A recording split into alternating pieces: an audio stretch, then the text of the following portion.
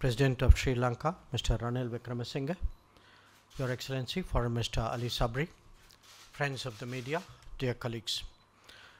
First of all, let me say what a great pleasure it is to be back in Colombo. I thank you, President Ranil Wickremesinghe, for receiving me today. We've had a very good discussion that follows up on my meeting with my counterpart and other Sri Lankan ministers yesterday evening. My primary purpose of coming to Colombo at this time is to express India's solidarity with Sri Lanka during these difficult moments. As you all know, last year India extended about $4 billion in terms of credits and rollovers to help Sri Lanka get through an economic crisis. For us, it was an issue of neighborhood first and not leaving a partner to fend for themselves. This year, in a developing situation that was beginning to cause concern, the same sentiment reasserted itself. We felt strongly that Sri Lanka's creditors must take proactive steps to facilitate its recovery. India decided not to wait on others, but to do what we believe is right. We extended financing assurances to the IMF to clear the way for Sri Lanka to move forward. Our expectation is that this will not only strengthen Sri Lanka's position, but ensure that all bilateral creditors are dealt with equally. While doing that, we also know that Sri Lanka's pathway is one of a strong economic recovery propelled by greater investments.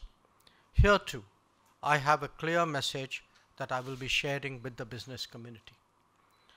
India will encourage greater investments in the Sri Lankan economy, especially in core areas like energy, tourism, and infrastructure. We count on the government of Sri Lanka to provide a more business-friendly environment to create a powerful pull factor. I'm confident that the gravity of the situation is realized by policymakers here. Energy security is today one of Sri Lanka's most serious challenges. A search for solutions must necessarily encompass the larger region. Only then will Sri Lanka get the full benefit of scale. This country has enormous renewable energy potential that can become a sustainable source of revenue. It has the capability as well for Trincomalee to emerge as an energy hub.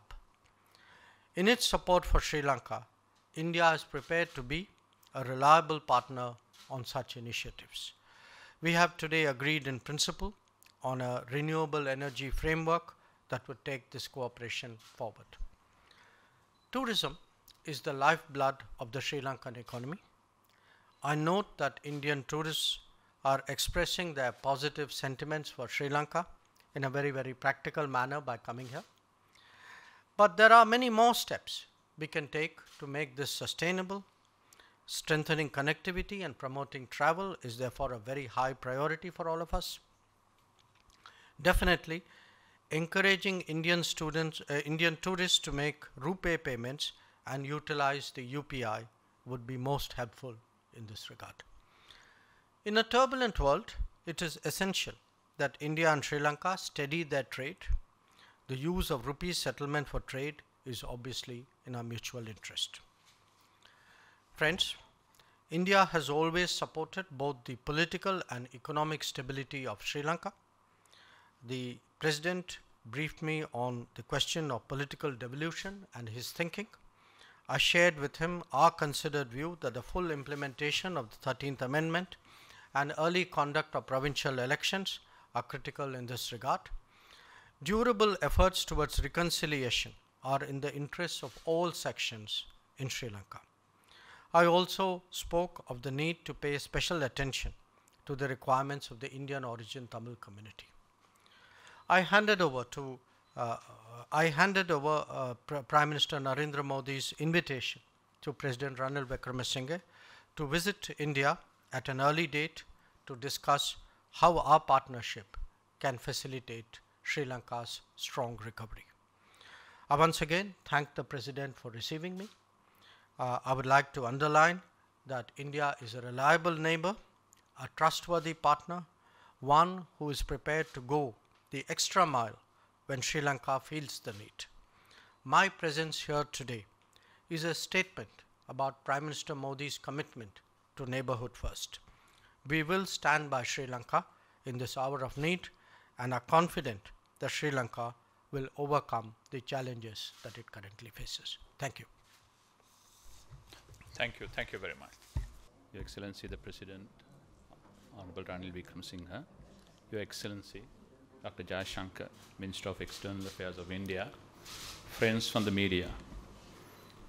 As you all know, it has been a great pleasure for us to welcome Dr. Jaishankar, Minister of External Affairs of India, and on official visit to Sri Lanka since yesterday. Dr. Jaishankar is no stranger to Sri Lanka. He was posted as a young diplomat in Colombo from 1988 to 1990, and most recently visited Sri Lanka last year in his capacity as the Minister of External Affairs when Sri Lanka hosted BIMSTEC ministerial meeting. During the current visit, Dr. Jaishankar and I have had the opportunity yesterday to hold bilateral discussion on a broad range of matters. This morning, Dr. Jaishankar called on His Excellency President Ranil Wickremesinghe and will meet Honorable Prime Minister Dinesh Gunawardena later today. We are all aware of the significant assistance that India has extended to Sri Lanka in the past year, when the country was going through the most serious economic crisis we have ever experienced. It is no exaggeration to say that it was for the most part due to the enormous support amounting to $4 billion worth of credit line provided by India for the import of essential goods, as well as other in-kind humanitarian assistance, that we were able to regain some measure of economic and financial stability. For this, on behalf of the President Ranil Wickremesinghe and the government and the people of Sri Lanka, I convey our profound gratitude to Prime Minister Narendra Modi, the Indian government, to you, Dr. Jaishankar, and the people of India. It is against this background that Dr. Jaishankar visits take place at this crucial moment.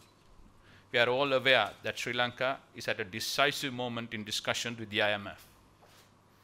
In order to place our economy on path of IMF-assisted recovery, we needed the timely assurances from our creditors.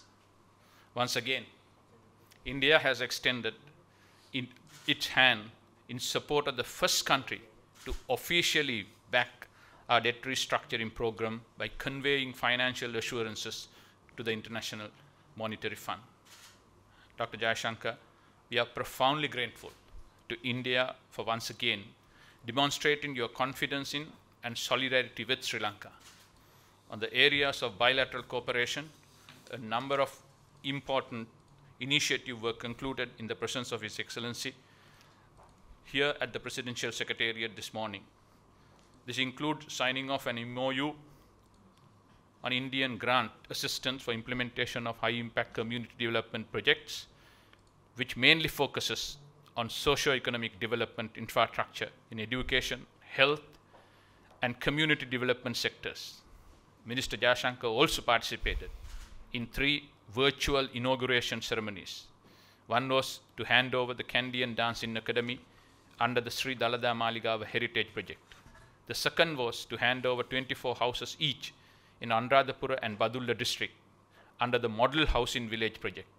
And the third virtual opening was to hand over 300 houses under Phase 3 of Indian Housing Project, 100 houses in each in Kandy, Nuwara and Galle district. In addition to the above, during our bilateral discussion, we have explored the possibilities of further collaboration in the coming years as Sri Lanka hopes to recover and grow. The long-standing bilateral relationship between Sri Lanka and India are based on cultural and historical links, shared values, and growing economic connection. It is widely accepted that India will be soon otherwise already is one of the largest and fastest growing economies. India's largest source of tourists to Sri Lanka. We believe that India's growth will be beneficial to the region as well as to Sri Lanka. For its part, Sri Lanka is confident to recover from the current crisis with the goodwill and partnership of India for mutual benefit. We are watching India's economic success and international prestige with great admiration. India has recently taken over the chairmanship of G20. We have noticed with respect also the intellectual impetus in favor of the global south that Prime Minister Modi and yourself, Dr. Jaishankar, personally have infused into the international agendas. Dr. Jaishankar, I take this opportunity to thank you once again for your visit to Sri Lanka and for all the support that you continue to extend to my country. I now give the floor to Honorable Minister Dr. Jaishankar.